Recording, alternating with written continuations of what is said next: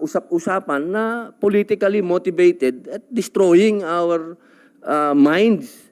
Kasi ano to, brainwashing na, naging politika na.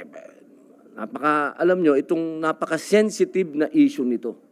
At isa lang ang alam ko. Kasi hindi naman po ako nagpunta dyan sa West Philippine Sea na hindi ako na-brief ng military. Nung panahon na yan, ang alam ko, dyan sa UNCLOS, nakalagay dyan sa UNCLOS ang linaw na yung mga disputed islands, kailangan yan, status quo. Sinabi yan, nandyan yan sa UNCLOS. Ano? Kaya, nung ako'y nagpunta dyan, nung ako'y umikot dyan, naiintindihan natin kung ano yung pinagtatalunan dyan sa West Philippine Sea. Kaya ang linaw